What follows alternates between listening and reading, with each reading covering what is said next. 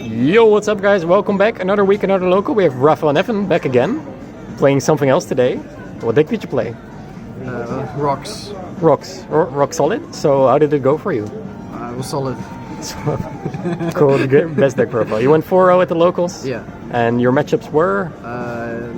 The relevant ones were Numeron Outrage, the mirror match, and what was the last one? Forgot. Numeral Altergeist. Yeah, in the finals. So yeah. like pretty relevant decks. Deck was really good. There are some things I want to change. I want to try out. But okay, let's go into the main deck and then we'll discuss them later. Alright, so I'm not gonna spend too much time with the miners. Yes, 3 of everything Yeah. makes sense. 40 extenders. This is what I play. I like this one a lot. Dynaterium. Yeah, but because it's once per turn, I don't want to like play 3 of it. But this one's great because it doesn't have any real restrictions. This one is a bit weird, and I might want to cut it for the unexpected die version, like 3 unexpected die, like Angel Trumpeter and any rock vanilla. Yeah. Because with the rest of the deck, with like specific hand traps, this become dead when you have a monster in the grave. So it's a bit weird right now because you want to play specific cards for like Numeron and stuff, and also after siding you have to side it out because you side like Vader and Ash and stuff. So this is something I might want to change for like unexpected die and like 2 rock monsters. Yeah. Yeah, and unexpected die is nice with Adhara because you can still use both because you control a normal monster. So so these work together while these do not. So I think this should be different. These were really good, and these are really good as well. Generic extenders. Really. Yeah. So these are the good rock targets. This one was really good in multiple situations. Like you can even like against Altergeist, you can put them on the dweller, and then when they summon Magic, you just like I did like the thing. So you detach and you flip face down. Or yeah. For those of you that don't know the card effect, if he goes to the graveyard, you can either Book of Moon a monster on the field or bounce a face-up spell or trap. Yeah, so it comes a clutch and like against skill drain in Numeron, like things you usually need your side deck for. If you play this, you do have an out in your deck, which is quite easy to access sometimes. So you can even play the new card from the Battles of Legends, like the Miracle Rapture thing, which sends any level 4 or lower rock to the grave. So going second, you have multiple cards that send this, and then you can out a problematic negation with it. So that one's really good. These are the Block Dragon targets. Yeah. This one is really good because I play the Cyberce Intergrator stuff, so it makes sure that play makes so that Metal Marcher makes your Reptile a tuner, so you need a non-tuner level 2. And in general, it's just a really good rock target because it's one that doesn't necessarily has to banish an Earth because you banish a tuner, so you can banish like a Metal Marcher or a Lion stuff. So it doesn't take away any of your Earths. Free Block Dragon, obviously. Lion. And the hand traps. This is for sure like the best hand trap in the game right now. Not just because of the Numeron stuff. It's especially good against the Numeron stuff because they will always have to use it in the standby phase. Yeah. Because if they don't, and you go to main phase, you use turn play priority, and you summon Guardian, they lose basically, or they lose. At least they lose their actual play. So they have to do it in standby, and then even if Gamma Master 6 cards, you just blow them out. In the mirror, it's really good because with some of the hand traps, the problem is that if you stop like Healthy Fibrax, they still have the body to go into Link Cross and get two cards and continue. And just playing. any tuner, and this takes away the body. That's why it's really good. Yeah. I just love this card. It's so good. Ghost Over. This is because Numeron L is pretty popular, and it also like same thing with Gamma. Like this can take away the body. So even if you use it on Healthy Fibrax, sure they still get the. It's really hard to continue playing. Yeah, it puts them in really weird situations. Like sometimes they will have to summon any Adamancipator tuner, but still, like it's hard for them to continue. They don't have a specific extender. So like this card is very, very good. It was good against Altergeist as well. Like taking away their monster is good, and it's just one of the best cards against Numerons. Yeah, it's coming back definitely. Yeah, and then the last one is Imperm. So the thing I don't really like is that Imperm and Gamma clash. You have to use this one first, basically, because if you use this one first, this one is dead. So sometimes that puts you in weird situations. If they have things you want to gamma, but they haven't went into like Helki, which is one of the best stars for this. It's weird. Like if the only thing they can do is go into Helki, you want to gamma it because it takes away the monster, but then it means that you have to think about using this on subpar targets.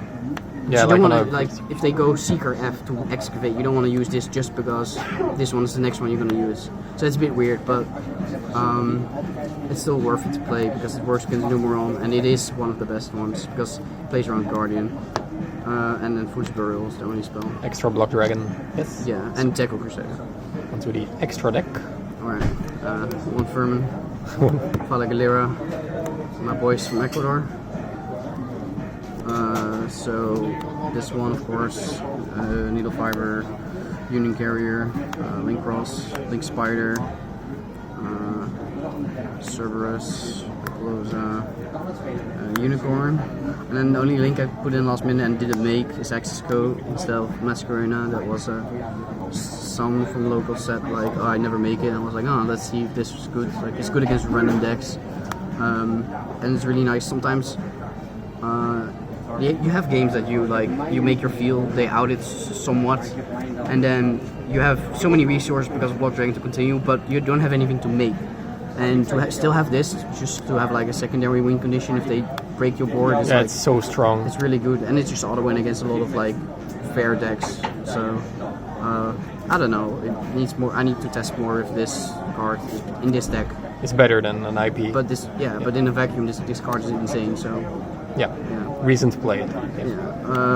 Arclight, Reptite, and Tregite, Metal Marcher, and the Cyberce Intergrator for like the extra draw. Yeah, it's just because if you play these two, then the Healthy Fibrex is full combo on its own, and otherwise you are kind of relying on anything to hit a rock, which is, I mean, the chances are huge because you use like 2 or 3 of the Adamancipators, but you can get unlucky and then not get the body you need, and then if you play these, that never happens. But yeah, it was really good for me. Then these are the XYZs I play. Dweller, Gallants. Yeah, clear. It's very staple. I think Dweller's quite dumb. So anything spicy in the side deck? Nah, it's not really spicy. It's just like very generic, very good cards. Yeah, I don't think there is much you can like not play. Like you need a lot. You need at least 2 different hand traps to beat the mirror going second. That's why only 2 Ash. Like Ash is like is good, especially also like against Rogue and stuff. But you can't use multiple and turn against Adamancipator, so you don't want to like draw multiple Ashes. So I was a bit. You need all the cards in the mirror. Yeah, these of course are. You need to have Nibiru. Most of them you need to have Nibiru with any monster negate. So makes sense. The value of 1 Nibiru is way bigger than 1 Ash. So. Yeah, it's also If you draw double Nibiru, then you probably. If you have any other card, you can probably like wipe. You can discard Nibiru for Doki, so it's combo.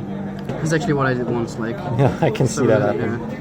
But yeah, so these are the extra hand traps for Synchro Eldritch and Mirror. This is for back row, and then this is for everything basically. This card should probably be in the main deck, if I'm completely honest. Yeah, it's so unfair. Like especially when people now play Ogre again. Yeah, I should probably main deck this.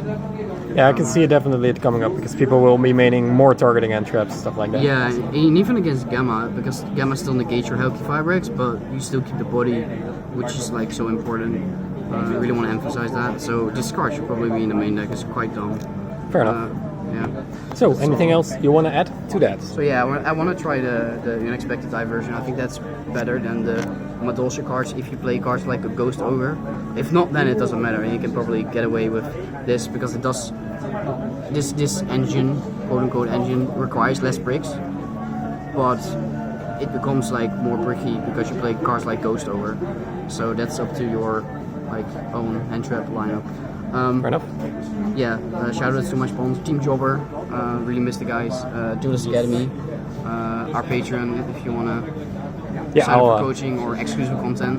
I'll link it up in the description if you want to get coached by Raphael Neven or some of the other very well-known players. Gordon Temnik, Vladis Baranovskis, Jesse Cobb. We have so many good guys. So exactly, it's one of the best Patreons out there. Go check them out. And my French sponsor, Le Corne de Baron, they sell all kinds of goodies. They also sell these nice OCG sleeves. That's the roll chalice, so that's really cool. I follow them on Instagram. They post the best stuff. They post You also have this nice deck box. Japanese deck box. Yeah. So. And of course, my favorite local, Spellemere. So Thank you. Appreciate it. that's it. So thank you, Raphael, and thank you guys for watching. See you in a bit.